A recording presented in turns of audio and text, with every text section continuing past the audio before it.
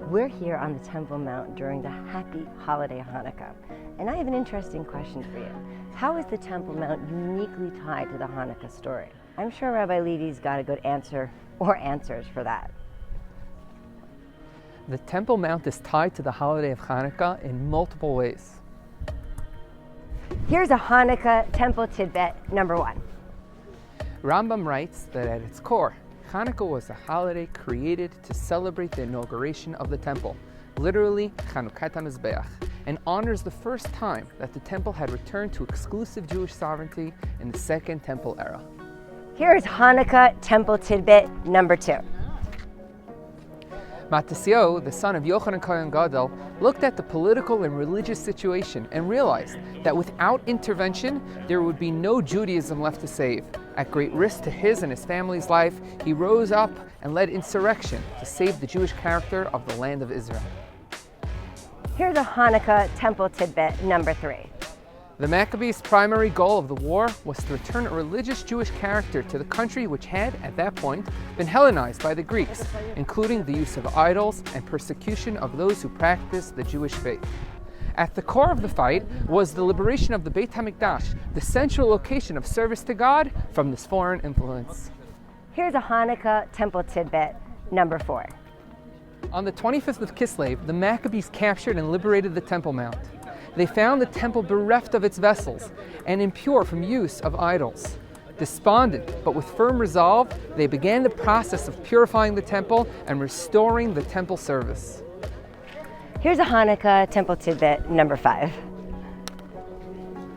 The first thing the Maccabees did to restart the service in the temple was to find a bunch of metal scraps and build a temporary menorah. They placed the menorah in the open courtyard, as the temple was impure and it could not be placed inside. According to the Talmud, the Maccabees searched and found one tiny jug of oil with the seal of the Kohen Gadol, enough to last for one night's lighting of the menorah.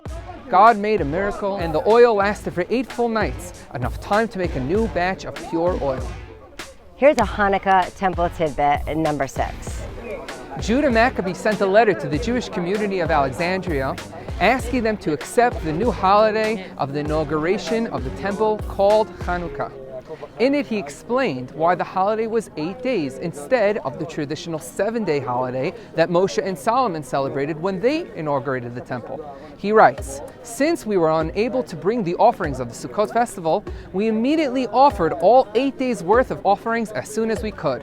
To commemorate that, we decided to make the holiday of Chanukah 8 days instead of 7. Here's a Hanukkah Temple tidbit number 7. The menorah we light nowadays to commemorate Chanukah is made up of 8 branches. We light one for the first night and add another light for each night of Chanukah. The 9th branch is lit each night and is called the Shamash. However, the menorah in the temple was made up of only 7 branches, 3 on each side and 1 in the center, and all of the lights were lit each day in the late afternoon. Here's Hanukkah Temple tidbit number 8. After the destruction of the temple, many Jews wanted to stop celebrating the holiday of Chanukah, which commemorated the inauguration of the temple. However, the rabbis of the Talmud made it clear that even so, the observance of this holiday is paramount, as we have an obligation to thank God and say Hallel for all the miracles that He performs for us in the land of Israel. On behalf of myself, Rabbi Levi, High on the Har, and the entire community up here on the Temple Mount, we want to wish you a very happy Hanukkah.